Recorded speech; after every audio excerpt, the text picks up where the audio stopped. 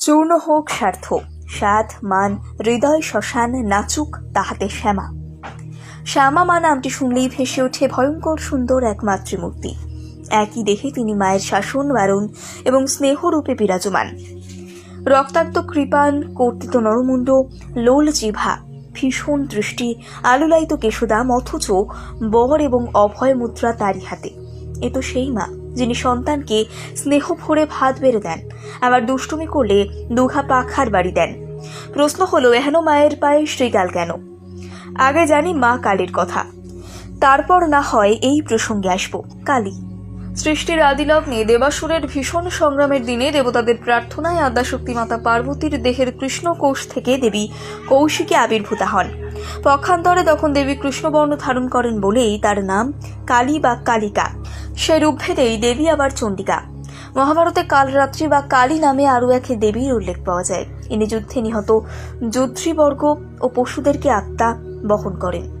কাল শিবহ তস্য পদ্মতী কালী, অর্থাৎ শিবী কাল বা কাল বোধক, তার পত্নী কালী। এক কথায় কালকে কলন করেন যিনি, তিনিই কালী, অর্থাৎ কালের উপলব্ধি হল কালী। তাহলে যে কোনো শব্দার্থ ধরেই যদি আমরা এগোই, সৃষ্টি বা বিনাশ দুটিতেই তিনি বর্তমান। একজন মানুষের জীবনচক্র কিংবা একটি যুগের কাল অর্থাৎ ঘটমান সময় যেখানে শেষ হয়, সেখানে স্থূল দেহের নাশ হয়, তা হলো শ্মশান। আর তাই কালিকা রূপের দেখা পাচ্ছি আমরা শ্মশানে। আর শ্মশান মানেই হলো শ্রীগাল বা শিবা। তাই তো দেবী চণ্ডিকা রূপে যখন প্রথম আবির্ভূতা হচ্ছেন, সেখানে শ্রীগাল পরিপ্রেতা। সকলের মৃত্যুর পথে পাড়ি দিয়েছে, কেবল শ্রীগালই বর্তমান। আবার বলা হয় মা শ্রীগালের মধ্যে বোধ রূপে বর্তমান। তার কারণ মায়ের খড়গ মানুষকে বোধ দান করে। খড়গে একা চোখ, অদেখার অজ্ঞানতার অন্ধকার নাশ করে। তাই তো বুদ্ধিমানতম প্রাণী শ্রীগাল হল মায়ের বাহন, তার শাবক। শ্রীগাল কিন্তু কেবল বাহনই না, দেবীর রূপভেদ বটে।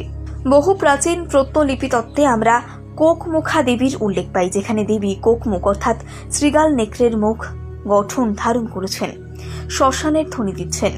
বহু স্থলে শ্মশান কালী মায়ের পুজোর পর্বে শিবা ভোগ দেওয়া হয়, যেখানে শ্রীগালকে তুষ্ট করাই উপাচার।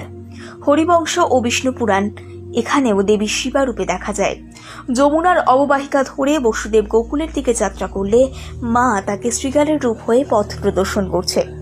এক কথায় চণ্ডমুণ্ড, শুম্ভ নিশুম্ভ প্রভৃতি ভীষণ ভয়াল দর্শন অসুরকে বধ করতে মা যেদিন পার্বতী গৌরী রূপ ত্যাগ করে কালিকা বা চণ্ডিকা রূপে আবির্ভূতা হলেন, সেদিন সে ভূমি শ্মশান ভূমিতে পরিণত হলো এবং মায়ের একমাত্র জীবিত সঙ্গী ছিল শিবাকুল।